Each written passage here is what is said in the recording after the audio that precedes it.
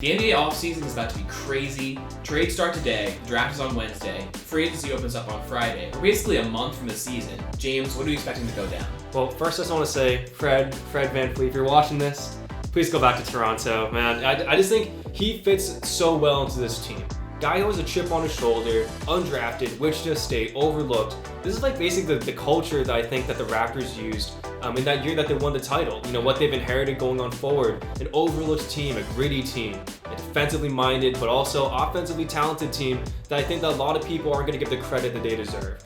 I just think he fits so well, and I think that if he gets the money that he wants from this, they're not going to regret it. They're not going to regret giving him the money. By all indications, I don't think that he seems like he is going back to the Raptors. He's made it clear, like on the JJ Redick podcast, like, I won my championship, I want to go get paid now. You think the Raptors are going to shell out for Fred VanVleet? Well, the thing is that they want Giannis, they want Paul George, they want someone from this 2021 offseason. Yeah. And I get it. There's a lot of attractive names. But guess what? None of these guys are going to go and deal with negative 20-degree wind chill in Toronto unless that place is competitive. Yeah. You're not going to deal with going through customs every away stretch unless your team is honestly kicking ass before you get there. And without Fred, I don't know if this team's going to be able to do that.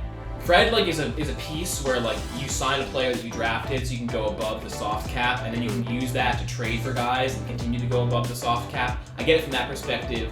Jaylen Brown got like a $28 million contract, which I think is maybe Fred VanVleet's worth like a little bit less than that, but I think he's going to come out demanding a lot of money. And I don't know if he is now or will be like the second best player on a championship team. Like, I don't know if he's worth like your second highest salary spot. But again, it's a recruiting tool, you know? Like, it's more than just Fred VanVleet. Yep. But I think that if he leaves, he ends up on a contender in a place like Milwaukee or something. I think the Bucks are going to try and get someone that will, I don't know, just like let Giannis know that they're trying to have the right attitude going into his extension next year. Yeah, I mean, I hope they do. But again, and I mentioned this before, I get Green Bay Packers vibes from this Milwaukee organization. Yeah. Where they have this guy, you know, with Packers, Aaron Rodgers, with the Bucks, Giannis, where like they know they have the guy, but they just seem so hesitant to give him the pieces that he needs.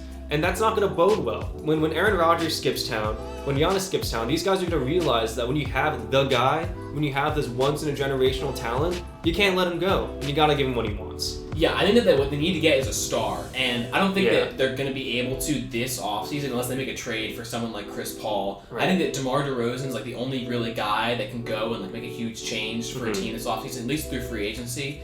I'm hearing he's going to LA. I mean, I'm not hearing that like it's happening, but I'm hearing that in that he responded very positively to. Of course, he would love to go there, man. Like for years he was like, I need to beat LeBron. That's the guy. Like, my career arc is getting over LeBron. But when LeBron wins a championship and then tells you, hey, come back to your hometown and play with me, like after I beat you all those years, like, why wouldn't you take that offer? No, of course. And for him to get a title, for him to do that in his hometown, it's kind of a no-brainer for him.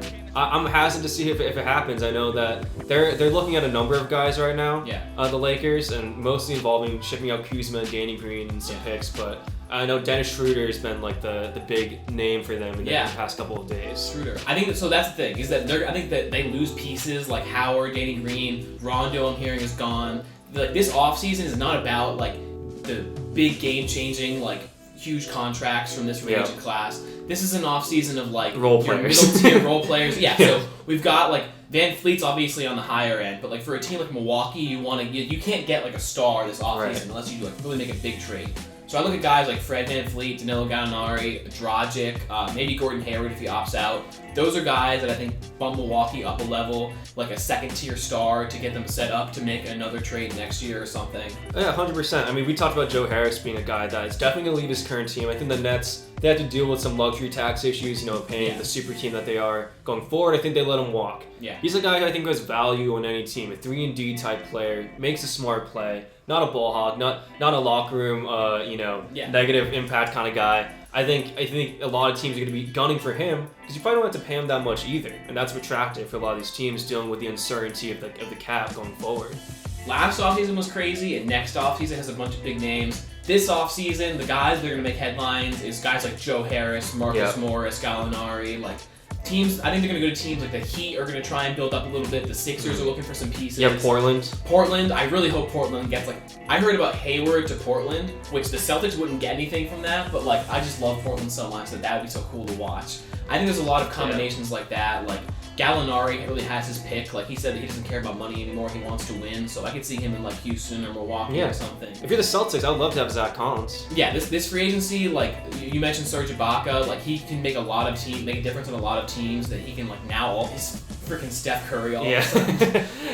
He can shoot it, man, and when he's healthy, he puts up good numbers. Yeah. So this offseason, it's going to be a crazy month. Not just crazy in that like you're going to see LeBron James signing a super contract, but you're going to see like just a lot of pieces moving around. 100%.